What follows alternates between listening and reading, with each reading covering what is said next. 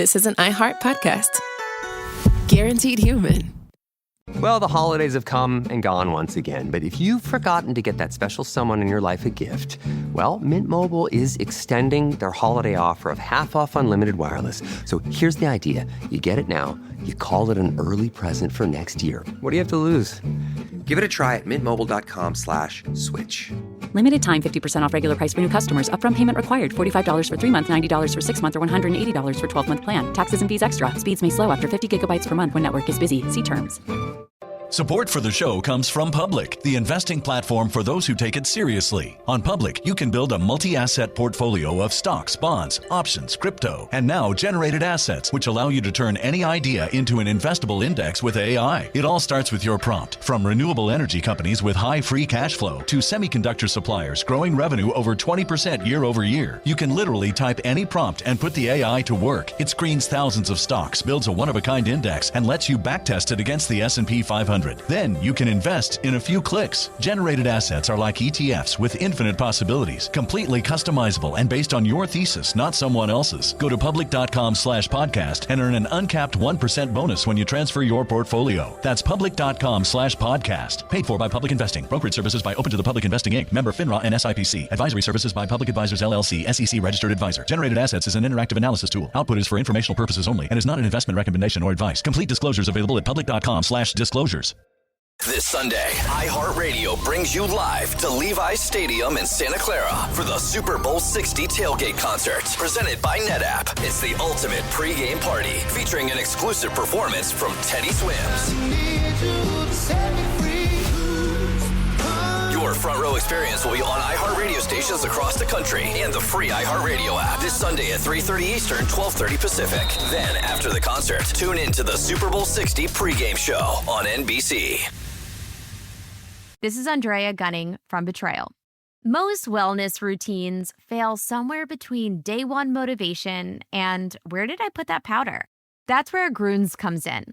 Grüns packs over 20 vitamins and minerals, greens, and prebiotics into a snack pack of tiny, delicious gummies. No powders, no pills. Just a simple way to support your gut health, beauty, energy, immunity, recovery, and cognition.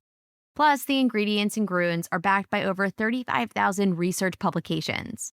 It's a convenient, comprehensive formula designed for real life. Get up to 52% off with the code BETRAYAL at Grüns.co. That's code BETRAYAL at GRUNS.co. Why have we asked our contractor we found on Angie.com to be our kids' legal guardian? Because he took such good care when redoing our basement that we knew we could trust him to care for our kids, all 8 of them, should something happen to us. Are you my dad now? No, sorry, I do basements. Connecting homeowners with skilled pros for over 30 years. Angie, the one you trust to find the ones you trust. Find pros for all your home projects at Angie.com.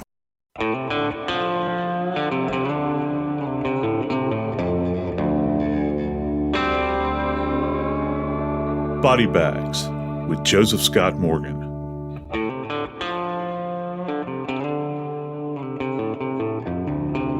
For most of us, the promise of a trip to the beach in Florida brings up thoughts of the warm air, the sun beating down on us as we lay in the sand, listening to the surf, hearing the gulls overhead, and just relaxing.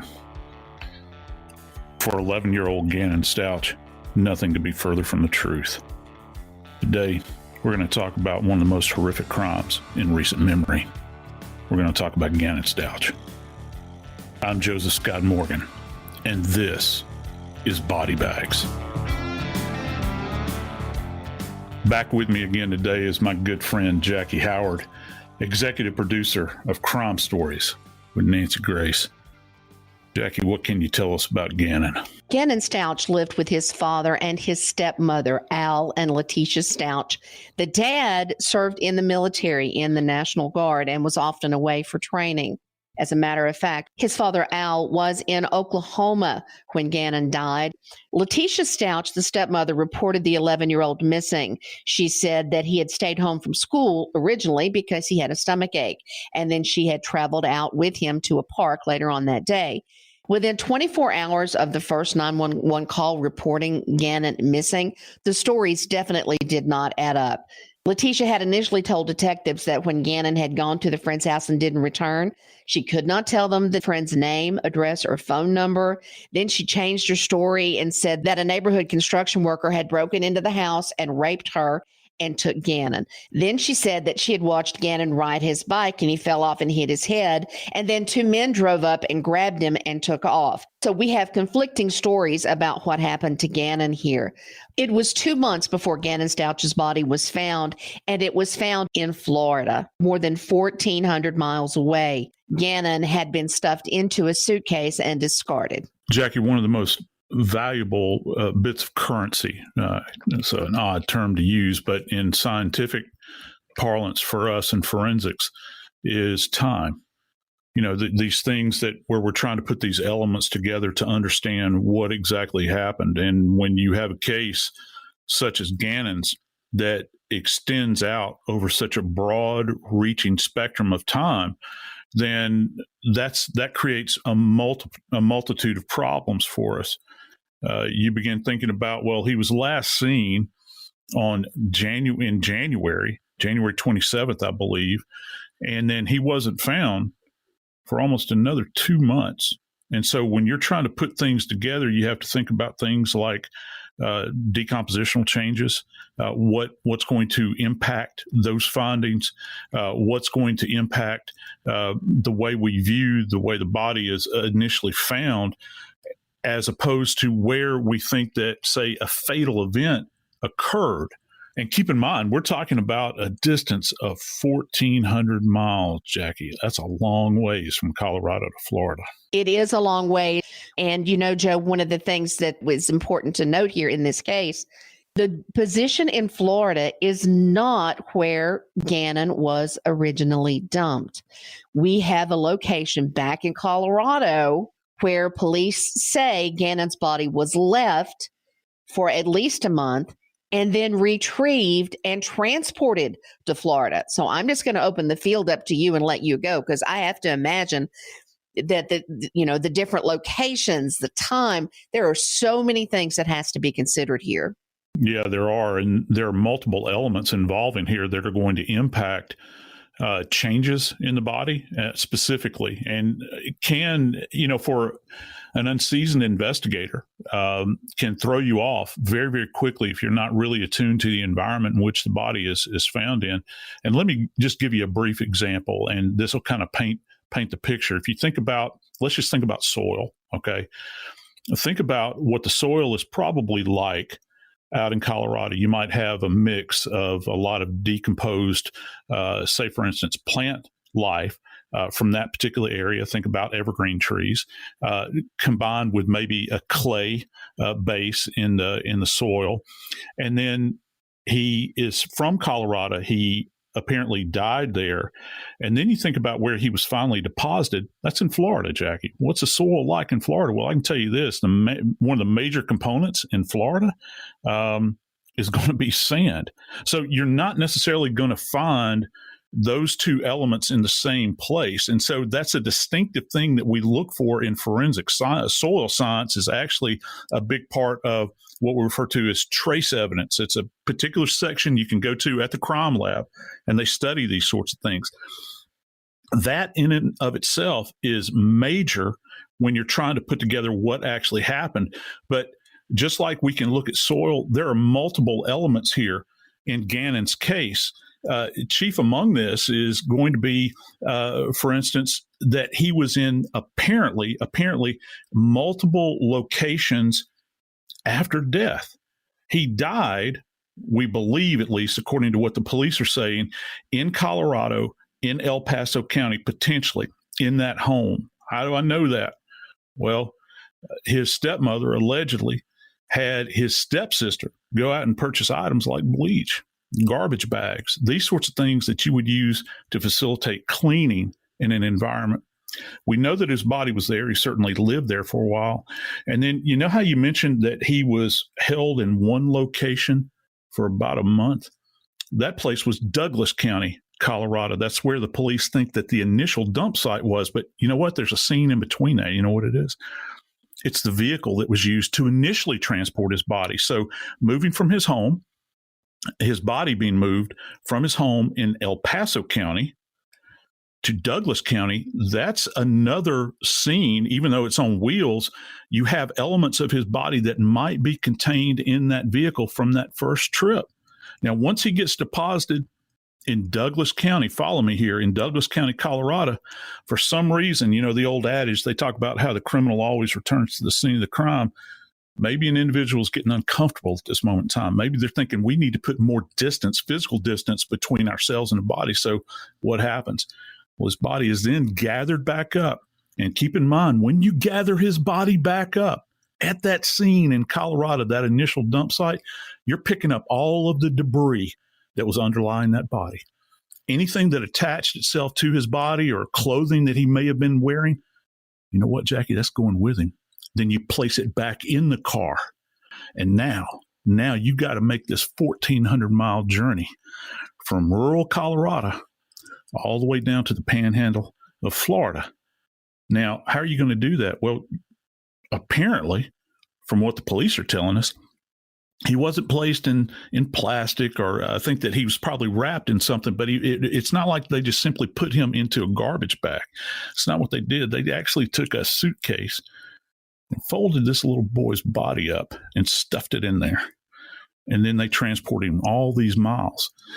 And so now you've got the influence of the suitcase that comes into play with his body. Anything that's contained within that suitcase is going to transfer to his body. Anything that was on his body is going to transfer to that suitcase. And now they finally make it to Florida and they get to this bridge. And my thought is, whoever did this pulled over, maybe on the side of that bridge, and simply threw him off into this waterway. And it's really tragic. But it's a good thing in the end, because his body didn't float out to sea. It was essentially lodged there on the bank where the local workers actually wound up finding him. So we know that Leteica rented a van in February and drove from Colorado to Pensacola, Florida. And she stayed at a hotel that was about 3.5 miles from where Gannon's body was later found. You talked about the forensics, that were possibly blood from the first time that Gannon's body was transported. So now we've got a different vehicle that could possibly have evidence in it if we follow this line of evidence where she rented a vehicle, most likely since she's in Florida, to dispose of the body.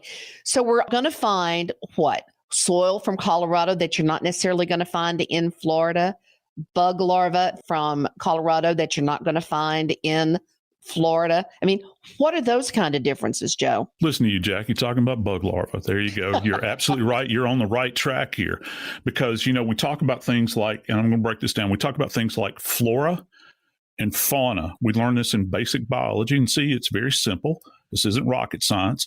This applies to forensics. It's some of the stuff that we look from a biological standpoint. Flora, meaning any kind of plant life, and then fauna, meaning any kind of insect life, or anything. Just think anything with a heartbeat, okay? And that can extend all the way through the animal kingdom.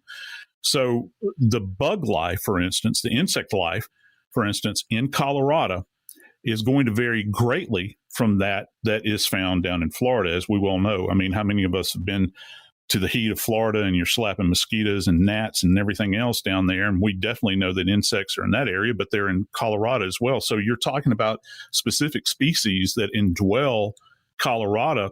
Well, if they have potentially laid their eggs on or adjacent to Gannon's body, which I would assume that they would have if we go with this idea that he was down for a month there, those are going to be transported with him.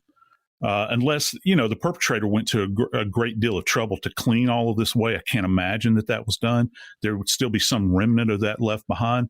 And then when you get down to Florida, you're going to have this deposition of eggs that come from the local insect life down there at that point in time. So you're really, you know, nature's actually painting a picture for us here. It's actually creating kind of a breadcrumb trail, if you will, relative to this journey that he's taken. So that's very, very specific.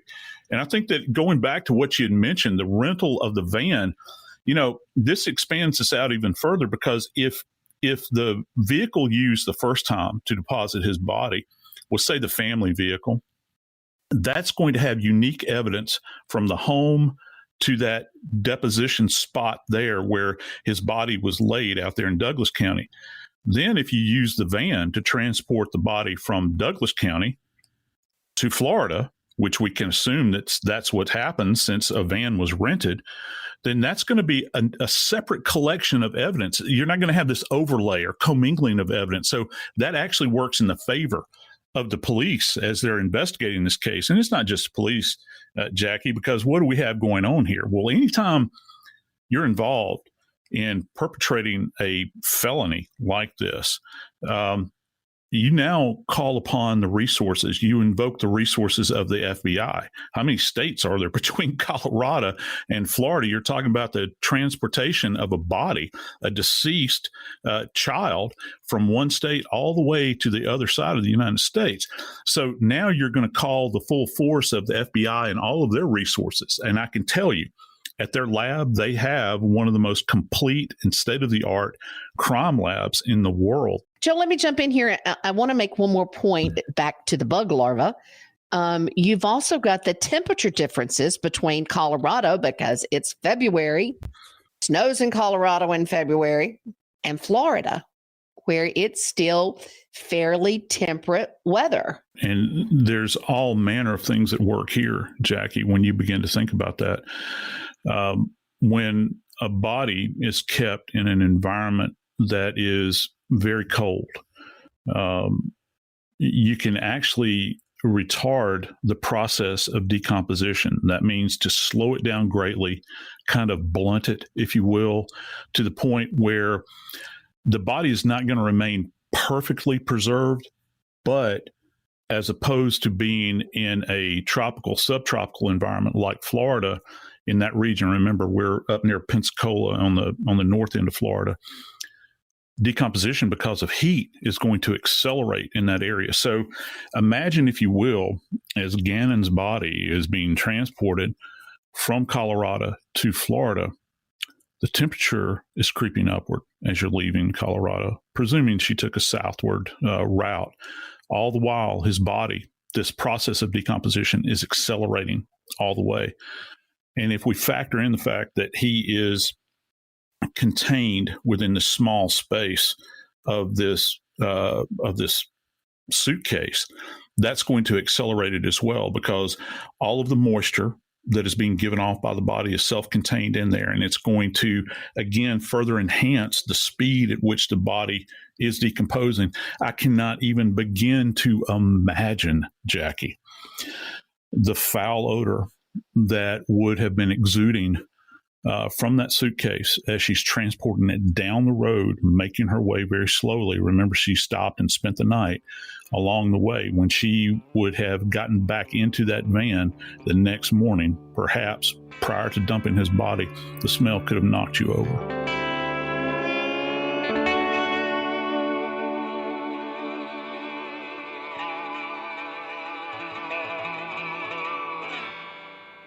Support for the show comes from Public, the investing platform for those who take it seriously. On Public, you can build a multi-asset portfolio of stocks, bonds, options, crypto, and now generated assets, which allow you to turn any idea into an investable index with AI. It all starts with your prompt. From renewable energy companies with high free cash flow to semiconductor suppliers growing revenue over 20% year over year, you can literally type any prompt and put the AI to work. It screens thousands of stocks, builds a one-of-a-kind index, and lets you backtest it against the S&P 500. Then you can invest in a few clicks. Generated assets are like ETFs with infinite possibilities, completely customizable and based on your thesis, not someone else's. Go to public.com/podcast and earn an uncapped 1% bonus when you transfer your portfolio. That's public.com/podcast. Paid for by Public Investing. Brokerage services by Open to the Public Investing Inc. Member FINRA and SIPC. Advisory services by Public Advisors LLC, SEC registered advisor. Generated assets is an interactive analysis tool. Output is for informational purposes only and is not an investment recommendation or advice. Complete disclosures available at public.com/disclosures. This Sunday, iHeartRadio brings you live to Levi's Stadium in Santa Clara for the Super Bowl 60 tailgate concert, presented by NetApp. It's the ultimate pregame party, featuring an exclusive performance from Teddy Swims. Your experience will be on iHeartRadio stations across the country and the free iHeartRadio app this Sunday at 3:30 Eastern, 12:30 Pacific. Then, after the concert, tune in to the Super Bowl 60 pregame show on NBC. Hi, I'm Cindy Crawford, and I'm the founder of Meaningful Beauty. When Dr. Sabah and I decided to do a skincare line together, he said to me, "We are going to give women meaningful beauty." And I said, "That's exactly right. We want to give women meaningful beauty," which means each and every product is meaningful. It has a reason to exist. It's efficacious. You're going to get results. And then you just go out and live your life. Meaningful Beauty. Confidence is beautiful. Learn more at meaningfulbeauty.com. Why have I asked my HVAC guy I found on Angie.com to change my grandpa's trachea tube? Because I was so amazed by how quickly he replaced our air ducts. I knew I could trust him to change Pop-Pop's tube while I was on vacation. Make it quick, young man. Aw, see? Pop-Pop trusts you. I think we should call a doctor. Connecting homeowners with skilled pros for over 30 years. Angie, the one you trust to find the ones you trust. Find pros for all your home projects at Angie.com. Well, the holidays have come and gone once again, but if you've forgotten to get that special someone in your life a gift, well, Mint Mobile is extending their holiday offer of half off unlimited wireless. So here's the idea. You get it now, you call it an early present for next year. What do you have to lose? Give it a try at mintmobile.com/switch. Limited time 50% off regular price for new customers. Upfront payment required. $45 for 3 months, $90 for 6 months, or $180 for 12-month plan. Taxes and fees extra. Speeds may slow after 50 gigabytes per month when network is busy. See terms.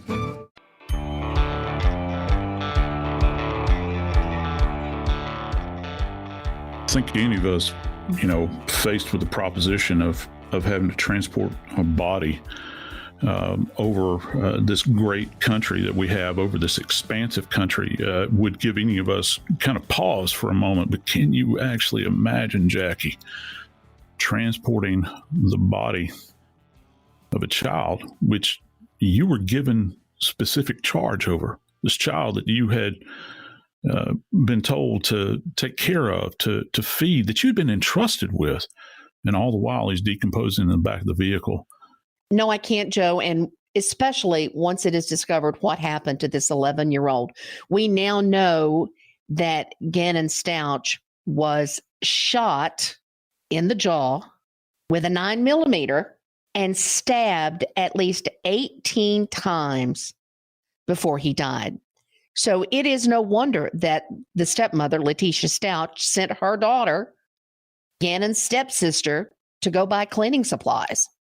This is quite literally a bloody mess when you're talking about the volume of, when you're talking about the level of trauma that Gannon endured. Let me break this down. And first off, and this makes it even more horrific, Jackie. Yes, he was shot in the jaw, and that's, some people are shaking their heads over that right now, I know, but that might have been the most merciful thing that had happened to him throughout this entire event, because when you had mentioned there were 18 stab wounds, I want to make a slight correction here, because it's not just 18 stab wounds. Let's call them sharp force injuries, which is, in forensics, is generally the term that we use, and that can either imply a stab wound. You think about a knife being buried into somebody, or it can be a slice or an incised wound. And in Gannon's case, according to some of the preliminary information that's come out from the police, Gannon had an awareness, Jackie.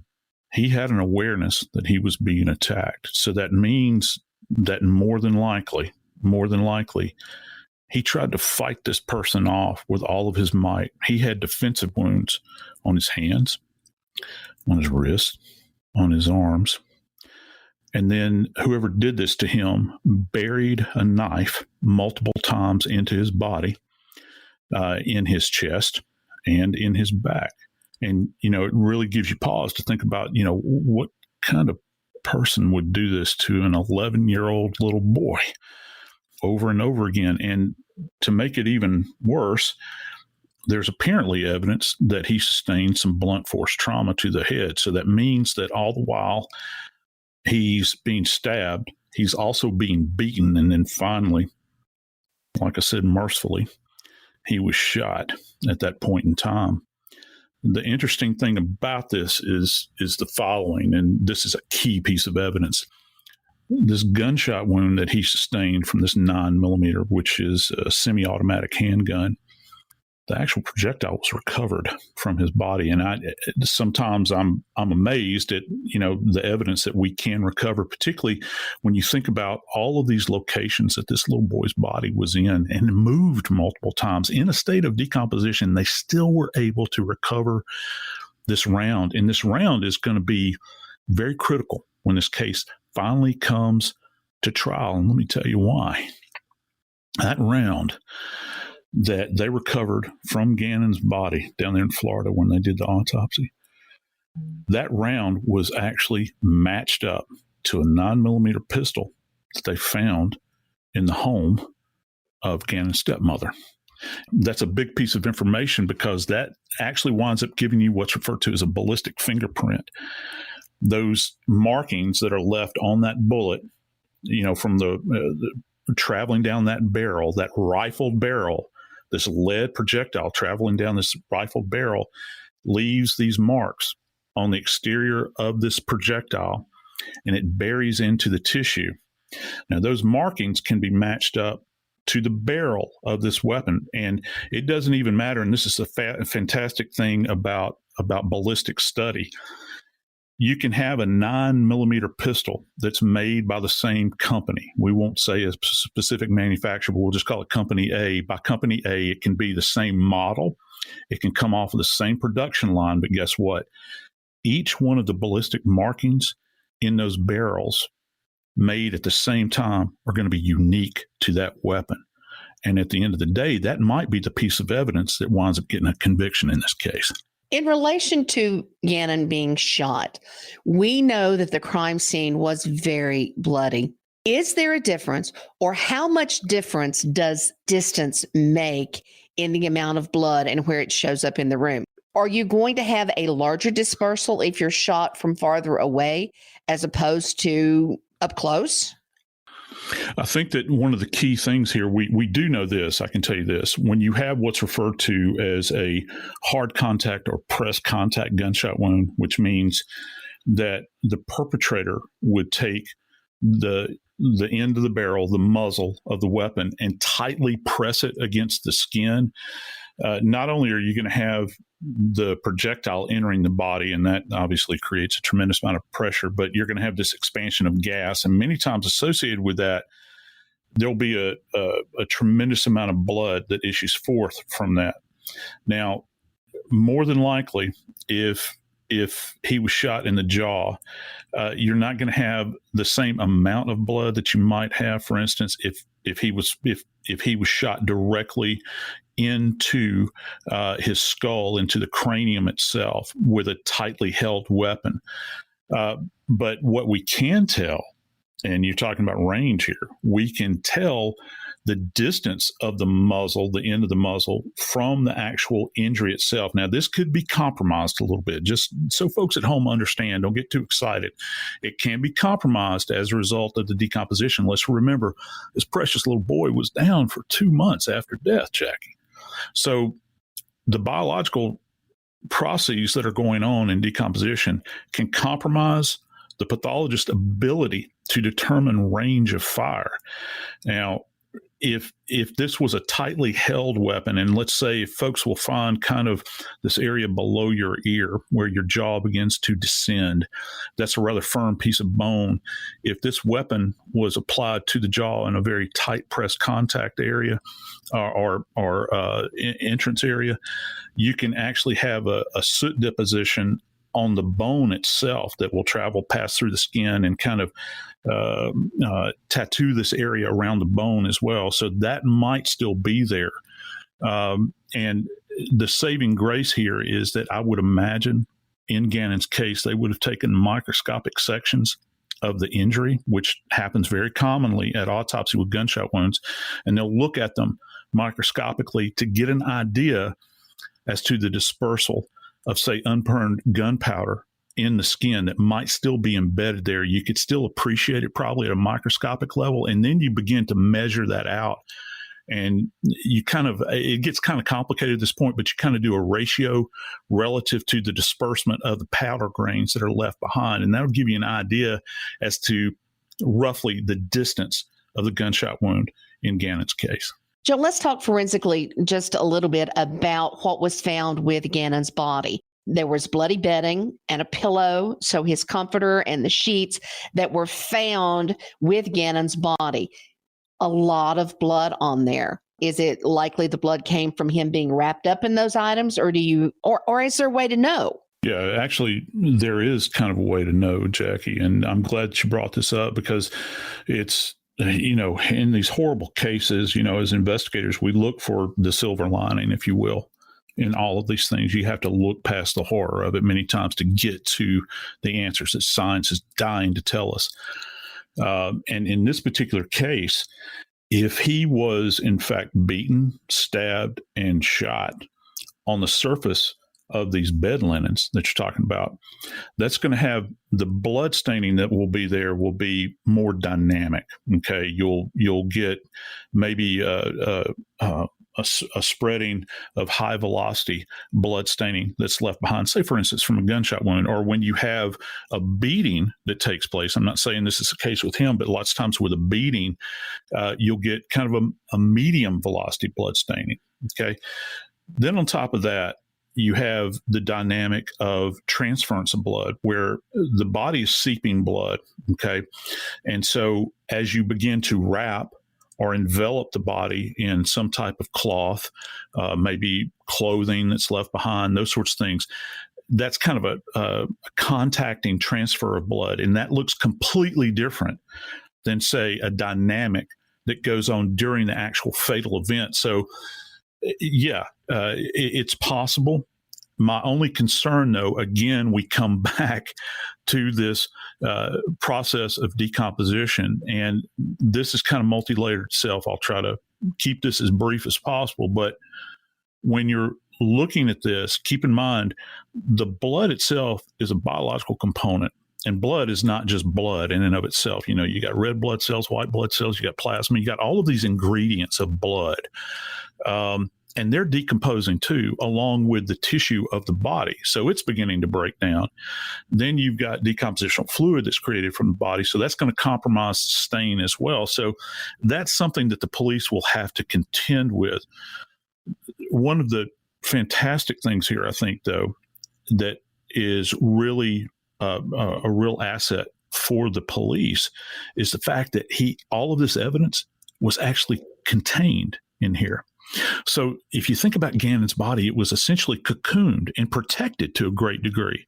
This perpetrator did a great disservice to themselves because these were not disposed of. And also the perpetrator may have left things like hairs behind that came off of their head. If that person has got a particular kind of haircut, if they've got a particular kind of hair dye that's left behind, or if you have a hair shaft that's intact, they might be able to get DNA off of it. And that's going to be very, very difficult to explain away.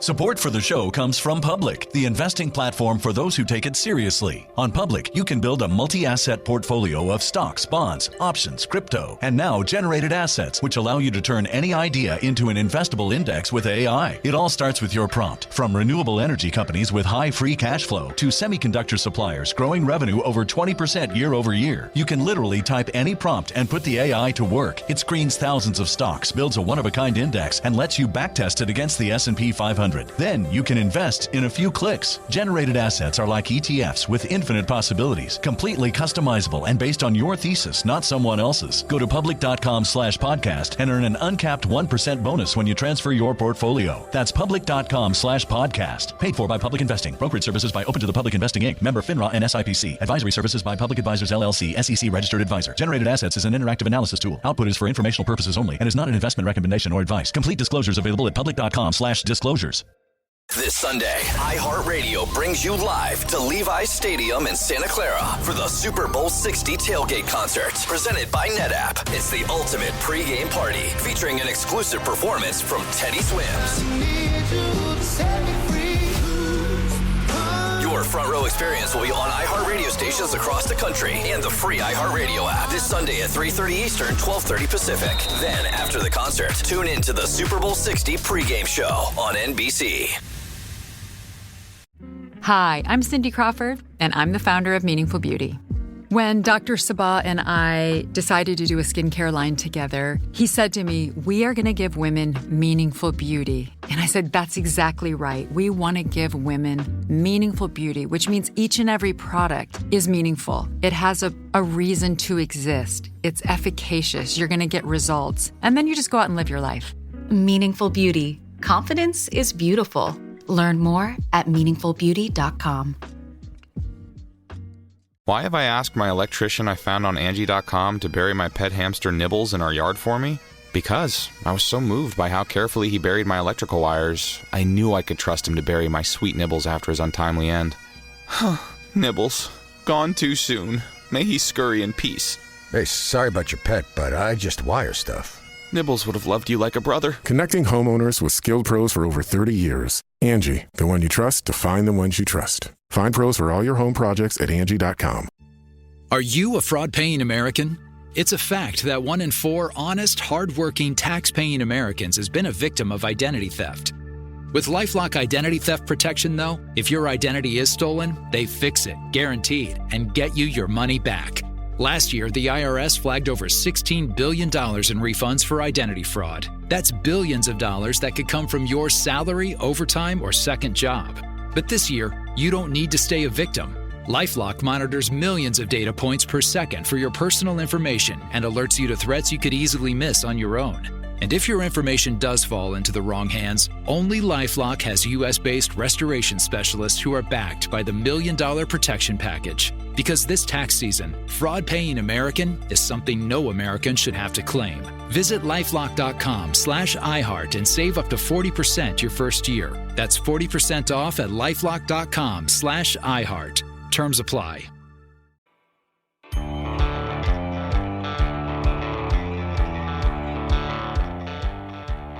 Those of us that are parents think about a precious little 11-year-old boy and how full of life they are. Jackie, what a way for this child's life to have ended.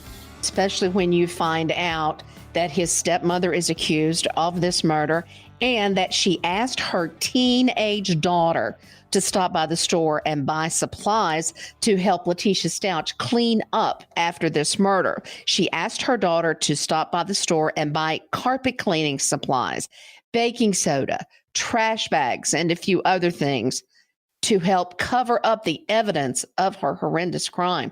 Do you not just want to stand up, Joe, as a forensic investigator and tell these perpetrators, these murderers, that, guys, this is not going to get rid of the evidence of what you did? Yeah, apparently these people don't watch true crime shows, right? And I think a lot of it goes to the fact that they get frenzied. And, you know, there's a bigger element here too, Jackie, that's absolutely heartbreaking, is the fact that this individual involved this teenage girl in this. I mean, let's just think about that just for a second, because de facto, you would think that the teenager would have borne witness, maybe not to the attack itself, but certainly to the aftermath. Can you imagine how horrible that is? Maybe she facilitated aiding in the cleanup at this point in time. And then, can you imagine going to the local grocery store and walking down the aisle where all the detergents are and the carpet cleaners, and you're thinking, okay, I'm going to buy a carpet cleaner in order to clean up the blood of this precious little boy who I played with or entertained or watched TV with or gamed or played games with, all these sorts of things. I'm going to buy this, and then I'm going to go back and aid in this cleanup. Well, now, at the moment, Joe, we do not know whether the daughter knew what had happened. It could just be mom called and said, hey, I need to clean the carpets. Gannon spilled something. So we don't know yet whether the daughter knew what had happened or if she found out once she got home. But I get your point. That would be an absolutely horrible image to have in your mind. Yeah, and to go beyond that point, you're right, you are, when you say that there's really no extent that she's going to be able to go to to rid herself of all this biological evidence. And, we've talked about it thousands of times with Nancy Grace. We have methodologies in forensic science to recover what is in fact left behind, all that remains, if you will, when it comes to agents like luminol and Blue Star and those things, that when these items, even on a cleaned area, and sometimes these cleaned areas are not even defeated with bleach, we can go back and apply these agents. And the reason they work so well is, if folks at home have ever heard, you have iron poor blood. They talk about how blood is, you need to have high iron levels in order to have healthy blood cells and this sort of thing. Well, that's one of the things that luminol interacts with. It interacts with the metallic agents that are contained, or it interacts with the metallic elements that are contained within blood, things like iron, things like copper, for instance. So that's what we're actually looking for, and that's what gives it this luminescence when it contacts it. And one of the most striking things when you're on a crime scene, and I've actually been on a couple that had happened years and years ago, Jackie, and somebody either rolled over on it or we had suspicion that something had happened in that environment. 10 years, a decade later, you can go in and you can actually apply an agent like luminol or Blue Star, and you turn those lights off, and all of a sudden it just burst. It just absolutely bursts on your eyesight, and you can see this luminescing, this glow that's left behind. And it's, I guess, waxing philosophical. It's almost like, the dead are accusing at that point in time. There's that old verse in the Bible that says his blood cries out from the ground, and so you can actually see it, and it's quite striking. As I learn from you, Josph Scott Morgan, questions pop up into my mind. Does luminol and those blood detecting agents work on animal blood as well as human blood, or do they show up the same?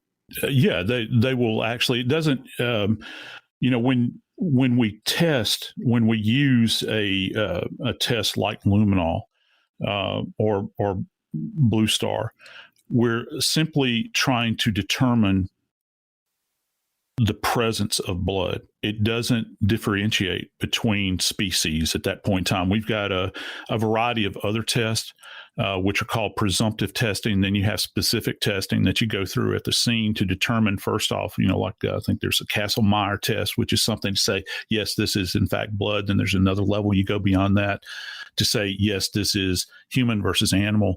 And then you go beyond that when you get into things like blood typing and all those sorts of things, until we can put a very fine point on it, nowadays, where we can begin to talk about things like DNA testing. And that breaks it even further down into an elemental level, at a molecular level. So, yeah, we can differentiate. So obviously that has nothing to do with this case of 11-year-old Gannon Stauch. The question just popped into my mind, as I said, because I learned things from you. But you were talking about being able years later to distinguish and find, for the blood to be able to show up years later. So you're saying basically any porous material, the blood is going to soak into, and no amount of cleaning is going to get it out. I suppose that there is a certain amount of cleaning that could be done to facilitate this, but it would require such a commitment and knowledge and understanding on the part of the individual that was trying to eradicate those stains, that it's almost a Herculean effort in order to do this. Generally, about the best way to do it is take up that area and burn it. But, I've even worked cases where, we had people that were assaulted on carpets, and the blood soaked through the base of the carpet, went down to the padding, and actually wound up on an underlying subsurface, and we were still able to appreciate blood on the subsurface. So it's very, very daunting task, to say the very least. I'm Josph Scott Morgan, and this is Body Bags.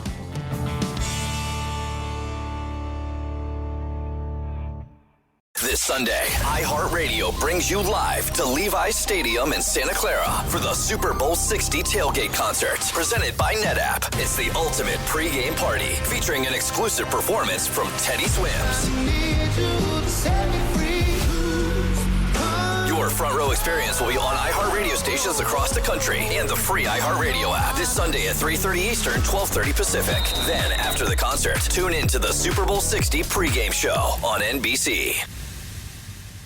This is Andrea Gunning from Betrayal. Most wellness routines fail somewhere between day one motivation and where did I put that powder? That's where Grüns comes in. Grüns packs over 20 vitamins and minerals, greens, and prebiotics into a snack pack of tiny, delicious gummies. No powders, no pills. Just a simple way to support your gut health, beauty, energy, immunity, recovery, and cognition. Plus, the ingredients in Grüns are backed by over 35,000 research publications. It's a convenient, comprehensive formula designed for real life. Get up to 52% off with the code BETRAYAL at Grüns.co. That's code BETRAYAL at GRUNS.co. Running my small business was like playing basketball 5-on-1, and I was the one. Now, QuickBooks gives me access to a team of AI agents and trusted experts for the assists I need. Nothing but net. Outdo it with Intuit QuickBooks. Feature availability varies by product. Are you a fraud-paying American? 1 in 4 tax-paying Americans has been a victim of identity fraud. With LifeLock, if your identity is stolen, they fix it, guaranteed, or your money back. Last year, billions in refunds were stolen. Could be from your salary, overtime, or second job. Gone. But this year, you don't need to stay a victim, because this tax season, fraud-paying American is something no American should have to claim. Save up to 40% your first year. Visit lifelock.com/iHeart. Terms apply. It never happens at a good time. The pipe bursts at midnight.